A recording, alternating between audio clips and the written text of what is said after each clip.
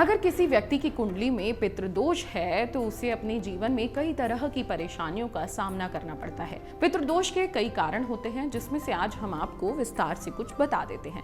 जैसे कि अगर किसी व्यक्ति की मृत्यु के बाद उसका अंतिम संस्कार विधि विधान से नहीं किया जाता, उससे व्यक्ति की असमय मृत्यु हो जाती है, तो उस व्यक्ति से जुड़े परिवार को पितृदोष का सामना करना पड़ता है। ऐसा सिर्फ एक पीढ़ी में नहीं होता, बल्कि पीढ़ी दर पीढ़ी चलता रहता है। आइए जानते हैं पितृदोष के क्या लक्षण होते हैं और पितृदोष से बचने के लिए आपको क्या उपाय करना चाहिए।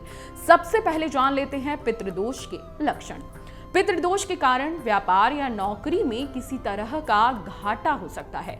वैवाहिक जीवन में किसी तरह की बाधाएं आ सकती हैं या विवाह के बाद बात तलाक तक पहुंच सकती है। अगर कोई दंपति कई उपाय करने के बाद भी संतान सुख से वंचित रहती है या पैदा होने वाला बच्चा मंद बुद्धि विकलांग होता है या बच्चा पैदा होते ही मर जाता है, तो इसका मतलब आप पर पितृदोष है।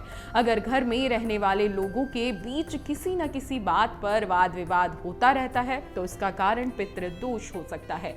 घर में मौजूद किसी सदस्य का बीमार होना भी पितृदोष का कारण बताया जाता है। पितृदोष के कारण व्यक्ति को दुर्घटनाओं का हमेशा सामना करना पड़ता है। अब पितृदोष कैसे लगता है, ये बहुत बड़ा सवाल है, ये जानना आपको बेहद जरूरी है। अगर मृत्यु के बाद अंतिम संस्कार विधि विधान से न किया जाए तो पितृदोष लग सकता है। असमय मृत्यु होने पर परिवार के सदस्यों को कई पीढ़ियों तक पितृदोष का सामना करना पड़ता है। माता पिता का अपमान करना और उनकी मृत्यु के बाद परिवार के सदस्यों के लिए पिंडदान, तर्पण और श्राद्ध न करने से पूरे परिवार पर पितृदोष लगता है। सांप को मारने से भी आपको पितृदोष लग सकता है।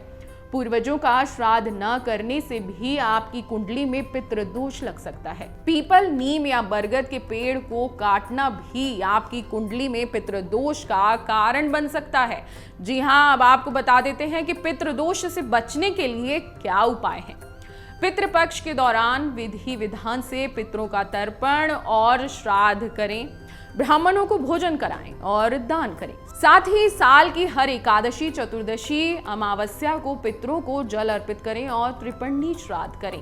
पितरों की आत्मा की शांति के लिए प्रतिदिन दोपहर के समय पीपल के पेड़ की पूजा करें। पितरों को प्रसन्न करने के लिए पीपल के पेड़ में जल में काले तिल, दूध, चावल और फूल चढ़ाएं।